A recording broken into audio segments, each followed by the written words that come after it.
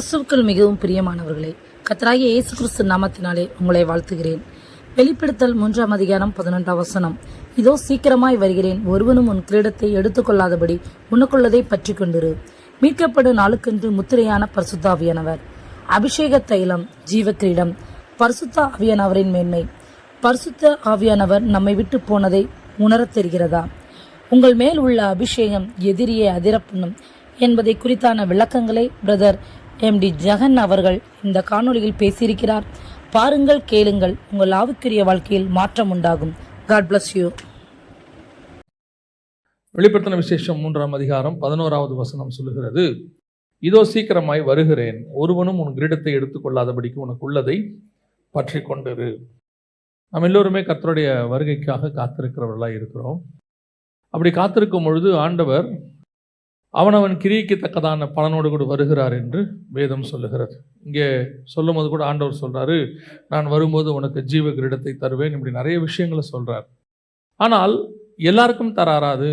எல்லாருக்குமே அப்படின்னான்னு பார்த்தீங்கன்னா, சபைக்கு ஆண்டவர் இப்போ கடைசி காலத்தில் ஒரு உபதேசம் இருக்குது. என்னென்னா, நீங்கள் இயேசுவை அறிந்து கொண்டால் போதும் பரலோகத்துக்கு நீங்கள் கன்ஃபார்மாக போயிடுவீங்க அப்படின்னு சொல்லி ஒரு உபதேசம் இருக்குது.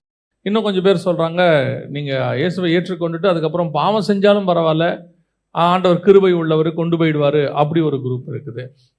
உண்மையிலேயே வசனம் அப்படி தான் சொல்லுதா? ஆண்டவர் அப்படி தான் இருக்கிறாரா? ஆண்டவர் இந்த கிருபையை நம்ம எப்படி மிஸ்யூஸ் பண்ணுறோங்கிறது தான் இந்த கடைசி காலத்தில் ரொம்ப முக்கியமாக இருக்குது. கிருபை இந்த வார்த்தை அல்லது இந்த கிருபைங்கிற விஷயம் ரொம்ப மிஸ்யூஸ் பண்ணப்படுகிறது. எப்படி அப்படின்னு கேட்டால், நம்ம என்ன செஞ்சாலும் கர்த்தர் இறங்குவார், என்ன செஞ்சிட்டாலும் கர்த்தர் மன்னிச்சிடுவார். கர்த்தர் மன்னிக்கிறாரு, ஆனால் நம்ம எப்படி என்ன செய்கிறோங்கிறத பார்க்குறாரு ஆண்டவர். உதாரணமாக இப்போ நித்திய கிருபை அப்படின்னு சொல்கிறாங்க. நித்திய கிருபைனா அப்படின்னா, ஆண்டவர் ஒரு தடவை ரட்சித்துட்டாருன்னா கடைசி வரைக்கும் அந்த ரட்சிப்பு உண்டு. அதனால் நடுவில் நம்ம என்ன பண்ணாலும் கர்த்தர் அதெல்லாம் கண்டுக்க மாட்டார் அப்படின்னு சொல்லி அப்படி வசனத்தில் எங்கேயுமே இல்லை. நித்திய கிருபைங்கிறதுக்கு விளக்கம் வேறு. உதாரணமாக முடிவு பரியந்தம் நிலை நிற்கிறவனே ரட்சிக்கப்படுவான்னு இருக்குது. அவள் முடிவு பரியந்தம் நின்னா தான் ரட்சிப்பு. நம்ம நிற்காமல் இருக்குன்னா ரட்சிப்பு வராது. தேமா பிரபஞ்சத்தின் மேல் ஆசையை வைத்து பாதியில் என்ன செஞ்சிட்டான்? பவுலை விட்டு போயிட்டான்னு இருக்கு. யூதாஸ் தனக்கு உண்டானவற்றை இழந்து போனான்னு இருக்குது. அப்படின்னா இயேசுவை அறிந்து இயேசுவை நம்ம தெரிஞ்சுக்கிட்டால் மட்டும் பரலோகத்துக்கு போயிடலாமா? அப்படின்னா நீங்கள் சர்ச்சுக்கே வர வேண்டாம். இயேசுவை அறிந்த உடனே நம்மளை பரலோகத்துக்கு ஆண்டவர் கூட்டிகிட்டு போயிருக்கலாம். நம்மளை எதுக்கு இங்கே சர்ச்சில் வச்சு ரெடி பண்ணுறதுக்கு என்ன காரணம்? ஒரு ரீசன் இருக்குது இல்லை? நிறைய பேர் இப்போ என்ன சொல்கிறாங்கன்னா, அந்த மாதிரிலாம் ஒன்றுமே இல்லைன்றாங்க.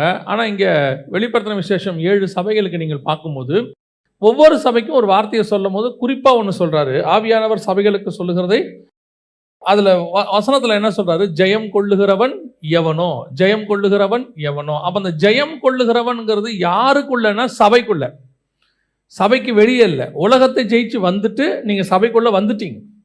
சபைக்குள்ள வந்தவங்களை பார்த்து ஒரு வார்த்தை சொல்றாரு, ஜெயம் கொள்ளுகிறவன் எவனோ. அப்போ நம்ம வேற எதையோ ஒன்று ஜெயிக்க வேண்டி இருக்குது. சபைக்குள்ள இருந்து எதையோ ஜெயிக்க வேண்டி இருக்கு. சர்ச்சுக்குள்ள வந்ததுனால மட்டுமே நம்ம பரலோகத்துக்கு போயிடுவோமானா அப்படி இல்லை. அந்த மாதிரி ஒரு கான்செப்டே கிடையாது. அப்போ ஆண்டவர் நம்ம கிட்ட திரும்பி அவர் வரப்போறாரு. ஆண்டவர் ஒரு காரியத்தை சொல்றாரு 11வது வசனத்துல, இதோ நான் சீக்கிரமாய் வருகிறேன். அது நம்ம எல்லாருக்கும் தெரிகிறது. ஆனால் ஒருவனும் உன் கிரீடத்தை எடுத்துக்கொள்ளாதபடிக்கு உனக்கு உள்ளதை பற்றி கொண்டிரு. அப்போ கர்த்தர் நமக்கு ஒரு கிரீடம் ஒன்று கொடுத்துருக்கிறாராம். இதை நாம் பற்றி கொண்டு இருக்க வேண்டும். அதே மாதிரி தான் வசனம் தெளிவாக சொல்லுது, மீட்கப்படும் நாளுக்கென்று முத்திரையான பரிசுத்த ஆவியானவர். அவர் அந்த முத்திரை டோக்கன் இருக்கணும். நான் ரட்சிக்கப்பட்டேன், சர்ச்சுக்கு வந்துட்டேன், நான் இந்த சர்ச்சில் மெம்பராக இருக்கிறேன், அந்த சர்ச்சில் மெம்பராக இருக்கிறேன், சந்தா கட்டிட்டேன், எதை வேணால் சொன்னாலும் சரி, நான் மீட்கப்படும் நாளுக்கென்று எது டோக்கன்? பரிசுத்த ஆவியானவர் தான் டோக்கன். மீட்கப்படும் நாளுக்கென்று முத்திரையான பரிசுத்த ஆவியை துக்கப்படுத்தாதிருங்கள். அப்போ அந்த பரிசுத்த ஆவியானவர் வரும் பொழுது நமக்கு ஒரு கிரீடத்தை கொடுக்கிறார் என்று வேதம் சொல்லுது. அந்த கிரீடத்தை தான் கடைசி வரைக்கும் பற்றி கொண்டிருன்னு வேதம் சொல்லுது. வாசிங்க, லேவியராகமத்தின் புஸ்தகம் 21 அதிகாரம் 12வது வசனத்தை வாசிங்க. பரிசுத்த ஸ்தலத்திலிருந்து புறப்படாமலும் தேவனுடைய பரிசுத்த ஸ்தலத்தை பரிசுத்த குலைச்சல் ஆக்காமலும் இருப்பானாக, தேவனுடைய அபிஷேக தைலம் என்னும் கிரீடம் அவன் மேல் இருக்கிறது. இதைத்தான் வெளிப்படுத்தின விசேஷத்தை சொல்றாரு, உன் கிரீடத்தை பற்றி கொண்டிரு. நான் சீக்கிரமாய் வருகிறேன். மீட்கப்படும் நாளுக்கென்று முத்திரையான பரிசுத்த ஆவியானவர். அந்த பரிசுத்த ஆவியானவர் மூலமா கிடைக்கப்பட்டதான அபிஷேகம், அதுதான் நம் தலைக்கு மேல கிரீடமாக இருக்கிறது. இந்த கிரீடத்தை வசனம் சொல்லுது, நான் வருமளவும் பற்றி கொண்டிரு. ஆவியானவர் வந்துட்டாருன்னு தெரியும், இருக்கிறாரான்னு தெரியுமா? பரிசுத்த ஆவியானவர் நமக்குள்ள வந்தது நம்ம எல்லாருக்கும் தெரியும். நம்ம எல்லாருமே சொல்லுவோம், நாங்கள் அபிஷேகம் பெற்றுட்டோங்க, அபிஷேகம் பெற்றுட்டோம், ரைட், ஓகே. ஆவியானவர் இருக்கிறாரா? அதுதான் கொஸ்டின். ஆவியானவர் நம்மோடு கூட இருக்கிறாரா? ஏன்னா இன்னைக்கு நிறைய பேர் பரிசுத்த ஆவியை பெறவே இல்லை, அது ஒரு குரூப். பெற்றுக்கொண்டவர்கள் ஒரு குரூப். பெற்றுக்கொண்டவர்கள் அதை தக்க வச்சிருக்கிறாங்களான்றது இன்னொரு குரூப். இப்போ பாருங்க, சிம்சோன் மேல பரிசுத்த ஆவியானவர் இறங்கினார், தேவ ஆவியானவர் இறங்கினார். அப்படிதான் வசனம் சொல்லுது, ஆவியானவர் இறங்கினார். அடுத்த முறை பெலிஸ்தர் வரும்போது வசனம் சொல்லுது, ஆவியானவர் அவன் மேல் இறங்கினார். எப்ப நடுவுல போனார்? முதல் தடவை பெலிஸ்தர் வரும்போது ஆவியானவர் இறங்கினார். இரண்டாவது முறை வரும்போது இரண்டாவது முறையும் ஆவியானவர் இறங்கினார். அப்ப நடுவுல எப்போ அவனை விட்டு போனார்? போனா தானே திரும்பி வர முடியும். அப்ப எப்போ போனார்? இப்போ சிம்சோனுக்கு ஆவியானவர் வந்தது தெரிகிறது, போனது தெரியவில்லை. அவன் ஒவ்வொரு முறையும் ஆவியானவர் வரார், ஆவியானவர் வராருங்கிறார், வராரு. ஆனால் சிம்சோனின் மேலே அவரால் தங்கி இருக்க முடியவில்லை, போயிடுறாரு. திருப்பி பெலிஸ்தர் வரும்போது வரார். இதுதான் இன்னைக்கு நமக்குள்ளே இருக்கக்கூடியதான பிரச்சனை. ஆவியானவர் வந்துட்டார், அந்த முத்திரை கிடைச்சிருச்சு, பட் அந்த டோக்கன் கிரீடம் இருக்கிறதா? இப்போ நமக்குள்ள அந்த கிரீடம் இருக்கா?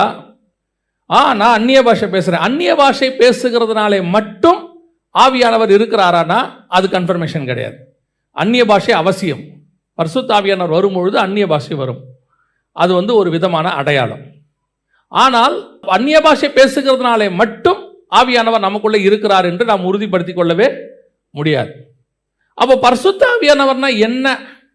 உங்கள் மேல் அந்த கிரீடம், அவருடைய அபிஷேக தைலம் இருக்கிறதாங்கிறத என்னைக்காவது சோதிச்சு பார்த்துருக்கிறோமா? ஏன்னா வசனம் சொல்லுது 1 கொரிந்தியர் 11 நம்மை நாமே நிதானித்து அறிந்தோமானால் நாம் நியாயம் தீர்க்கப்படும். செல்ஃப் செக் பண்ண சொல்றாரு, சுய பரிசோதனை. அடுத்தவங்களை குற்றப்படுத்துறதுக்குனே ஒரு குரூப் இருக்குது. நீ கெட்டவன், நீ உருப்பட மாட்ட, நீ அவட, நீ அவ்வளவுதான், நீ அப்படி பண்ற, இப்படி பண்ற, அவங்கள பத்தி யோசிக்கிறதுக்கு ஒரு குரூப் கிடையவே கிடையாது. எலியா போறது ஊருக்கே தெரியுது, அத்தனை பேரும் சொல்றான், இன்று உம்முடைய எஜமான் எடுத்துக்கொள்ளப்பட போகிறார். அதோட அர்த்தம் என்ன? எலியாவுடைய ஆவிக்குரிய வாழ்க்கையில் அப்படி ஒரு கான்ஃபிடென்ட், நான் போவேன் என்பது எனக்கு உத்தரவாதம், கன்ஃபார்மா இன்னைக்கு நான் போறேன். அதுவும் அப்படி சொல்றாங்க, இன்னைக்கு நான் போறேன். எலியா போகிறான் என்பது எலிசாவுக்கு உத்தரவாதம். எங்க எஜமான் அப்படிப்பட்டதான ஒரு ஆளு.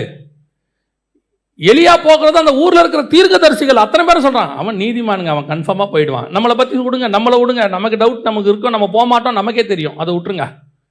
நம்ம கூட இருக்கிறவங்க சொல்லுவாங்களா? நம்மளை பத்தின சாட்சி நம்ம ஊர்லயும் இல்லை, நம்மகிட்டையும் இல்லை, கூட இருக்கிறவட்டையும் இல்லை, நம்மளே பரலோகத்துக்கு போமான்னு கன்ஃபர்மேஷன் இல்லை. இப்போ இயேசு என்ன சொல்றாரு? நான் வரும் அளவும் உனக்கு உள்ளதை இப்போ எங்கிட்ட இருக்கா இல்லையானே தெரியலையே, நான் போவேனா போக மாட்டானே தெரியலையே. இயேசு வரும்போது என்னால் போக முடியுமா? அதுக்கு ஏதாவது உத்தரவாதம் இருக்குதா? கையில் ஒரு டிக்கெட்டாக இருக்கா? வீசாவாக இருக்குதா? ஏதாவது இருக்குதா?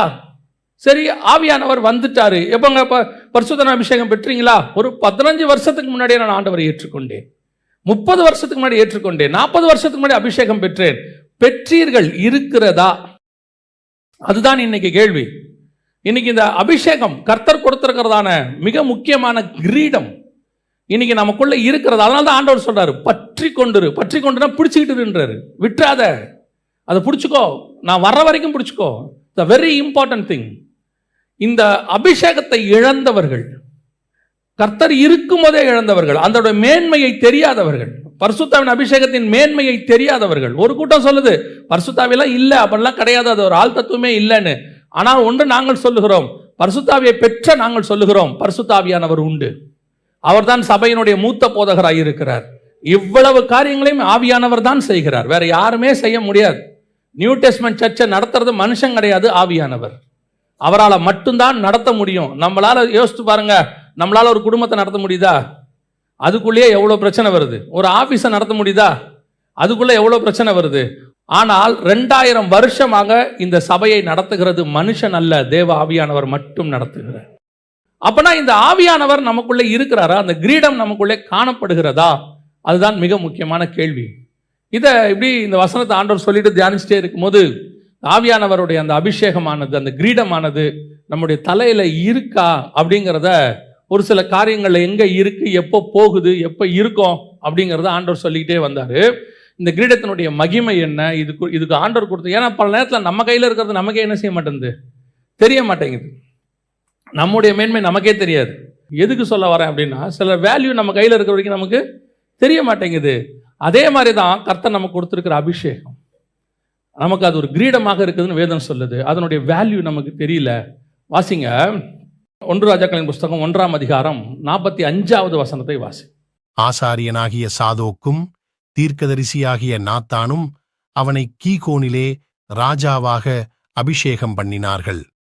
நகரமெல்லாம் முழங்கத்தக்கதாக அங்கே இருந்து பூரிப்போடே புறப்பட்டு போனார்கள். நீங்கள் கேட்ட இரைச்சல் அதுதான். அதோனியா தாவீதுடைய ஒரு பையன், இன்னொரு பையன் சாலமோன். அதோனியாவுக்கு ராஜாவாகணும்னு ஆசை. அவன் ப்ரீ பிளான்டா என்ன பண்ணிட்டானா, ஆட்களெல்லாம் செட் பண்ணி எல்லாரையும் கூப்பிட்டு போய் அங்கே உட்கார வச்சு சாப்பாடெல்லாம் போட்டு, நான் தான் அடுத்த ராஜான்னு நீங்கள் தான் என்ன செய்யணும், சொல்லணும் அப்படின்னு சொல்லி அவங்களும் ஒத்துக்கிட்டாங்க. எல்லாம் ஆயிடுச்சு. இப்போ என்ன ஒரு பெரிய ஆச்சரியம்னா, இவனுக்கு யார் பெரிய சப்போர்ட் அப்படின்னு கேட்டிங்கன்னா, தாவீதினுடைய தளபதி யோவாபு பெரிய சப்போர்ட். தாவீது ஜெயிக்கிறதுக்கு எல்லாத்துக்கும் காரணம் இந்த யோவாப் தான்.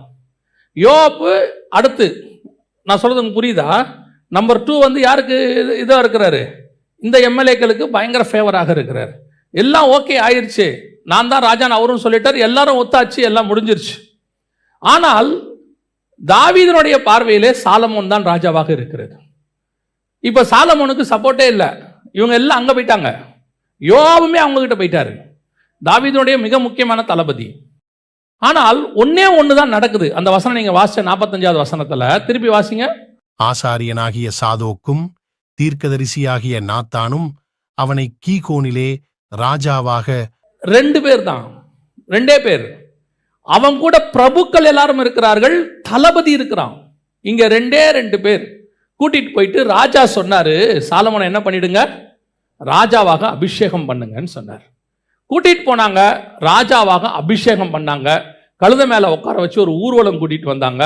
சிங்காசனத்துல கொண்டு போய் அவனை உட்கார வச்சாங்க. அப்படிதான் வசனம் சொல்லுது, சிங்காசனத்தின் மேல் அவன் உட்கார்ந்தான். ஒன்னே ஒண்ணுதான், சாலமோனுக்கும் அத்தோனியாவுக்கும் என்ன டிஃபரன்ஸ்? அத்தோனியாவுக்கு ஒரு பெரிய கிரவுட் இருக்கு, ரொம்ப ஸ்ட்ராங் கிரவுட் இருக்குது. ஆனால் இங்கே சாலமோனுக்கு பெரிய கிரவுடுன்னு சொல்ல முடியாது, ஆனால் அவனுக்கு கூட ஆள் இருக்குது. ஆனா இந்த 2 பேருக்கு என்ன ஒரே ஒரு டிஃபரன்ஸ் என்றால், அவன் அபிஷேகம் பண்ணப்படாதவன், இவன் அபிஷேகம் பண்ணப்பட்டவன். இவனை ராஜாவாக அவர்கள் அபிஷேகம் பண்ணினார்கள். அவ்வளவுதான் நடந்துச்சு. என்ன நடக்குதுன்னு மட்டும் பாருங்க. அவன் அபிஷேகம் பண்ணினார்கள் ராஜாவாக, அவ்வளவுதான். வாசிங்க 49வது வசனத்தை வாசிங்க. அப்பொழுது அதோனியாவின் விருந்தாளிகள் எல்லாரும் எப்படி எழுந்தாங்க, அதிர்ந்து எழுந்து. ஒரு ஷாக் ஆயிடுச்சு, அதிர்ச்சி வந்துருச்சு. என்னடா இது, சாலமோனை யார் சொல்லிட்டாரு, ராஜாவா சொல்லியாச்சு, வேலை முடிஞ்சிருச்சு, அபிஷேகம் பண்ணியாச்சு, வேலை ஓவர். இந்த காரியத்தை கேட்ட உடனே அந்த அபிஷேகத்தினுடைய வல்லமை, அதுதான் சொல்றேன் உங்களுக்கு. ஒரு ராஜாவாக ஒருத்தரை அபிஷேகம் பண்ணின உடனே வசனம் சொல்லுது, உனக்கு எதிராளி எவ்வளவு பேர் இருந்தாலும், எவ்வளவு ஸ்ட்ராங்காக இருந்தாலும், எப்பேற்பட்ட ஆட்கள் அவர்களோடு கூட இருந்தாலும், ஆனால் உன்னை அபிஷேகம் பண்ணினவர் ராஜா, அபிஷேகம் பண்ணினால் எதிரிக்கு அதிர்ச்சி உண்டாகும், அதிர்வு உண்டானச்சாம். வசனம் சொல்லுது, அதிர்ந்துட்டான். அதிர்ந்து உண்டாகி வாசிங்க பார்ப்போம். அப்பொழுது அதோனியாவின் விருந்தாளிகள் எல்லாரும் அதிர்ந்து எழுந்திருந்து அவரவர் தங்கள் வழியே போய்விட்டார்கள். கர்த்தர் உங்களுக்கு அபிஷேகம் பண்ணின போது, இன்னைக்கு இந்த அபிஷேகத்தினுடைய பவர் நமக்கு தெரிய மாட்டேங்குது. நம்ம என்ன சொல்லிட்டு இருக்கிறோம், அபிஷேகம் பெற்றவர்கள் அவங்க பெரிய ஆட்களா இருக்கிறாங்க, எதிரில் இருக்கிறாங்க, அவங்கள ஒன்றும் செய்ய முடியாது, எதுவும் பண்ண முடியாது. எனக்கு சமீபத்தில் ஒரு 10 வருஷத்துக்குள்ள ஒரு பாடத்தை கர்த்தர் சொல்லி கொடுத்தார், எனக்கு சொல்லி கொடுத்தார். என்ன பாடம்னா, ஒரு எதிரியானவன் யாருமே அசைக்க முடியாத இடத்துக்கு போகிறான் என்றால் அவனை கர்த்தர் வீழ்த்த போகிறார்னு அர்த்தம். நான் சொல்றது உங்களுக்கு புரியுதா? நமக்கு எதிரி ஒருத்தர், யாராலையுமே அவரை எதுவுமே செய்ய முடியலங்கிற இடம் ஒன்று வருதுன்னு வச்சுக்கோங்க. அந்த இடம் வர வர எல்லாரும் பயப்படுவாங்க. ஐயோ, இவங்களை எதுவுமே செய்ய முடியல, யாருமே பண்ண முடியல, ஒண்ணுமே பண்ண முடியல, அவ்வளவுதான், நம்ம இவங்க கிட்ட எதுவுமே செய்ய முடியாதுன்னு நீங்க சொல்ற இடம் இருக்குல்ல, அதுதான் கர்த்தர் கிரியை செய்ய தொடங்குகிற இடம். ஏன் தெரியுமா கர்த்தர் அப்படி விடுறாரு? யாருமே செய்ய முடியலன்னு நீ முடிவெடுக்கிறல, அப்பதான் நான் அவனை செய்வேன், அப்ப நான் அவனை பீட் பண்ணுவேன்னு அர்த்தம். அப்பதான் ஆண்டவர் சொன்னாரு, உணர்த்தினாரு, யாருமே பண்ண முடியாத இடத்துக்கு அவன் எதிரி போகிறானா அவன் விழ போகிறான் என்று அர்த்தம். கர்த்தர் அவனை முறியடிக்க போகிறார் என்று அர்த்தம். இப்பவும் அதைத்தான் சொல்லிக்கிட்டே இருக்கிறாங்க. ஒண்ணும் பண்ண முடியாதுங்க, யாருமே எதுவுமே செய்ய முடியாதுங்க, அவங்க அப்படி ஆகுறாங்க இப்படி ஆகுறாங்க அடுத்து அப்படி ஆகுறாங்க. எனக்கு அவங்க போக போக நல்லா தெரியுது கர்த்தர் முடிவு கட்டுகிற காலம் ஒன்று வந்து கொண்டிருக்கிறது. அவ்வளவுதான். ஏன் மனுஷனால முடியாது? அதோடைய அர்த்தம் என்ன? கர்த்தர் மேல இருக்கிறதான அபிஷேகம், கர்த்தர் உங்க மேல வச்சிருக்கிற அபிஷேகம் உங்களுக்கு முன்பாக இருக்கிற எதிரியை அதிர பண்ணும். நீங்கள் நானும் பெரிய ஆட்களே கிடையாது, ஒன்னும் அவ்வளவு பெரிய ஆட்கள்லாம் கிடையாது. ஆனா உங்க மேல இருக்கிற அபிஷேகம் அப்படிப்பட்டது. அதான் அபிஷேகம்.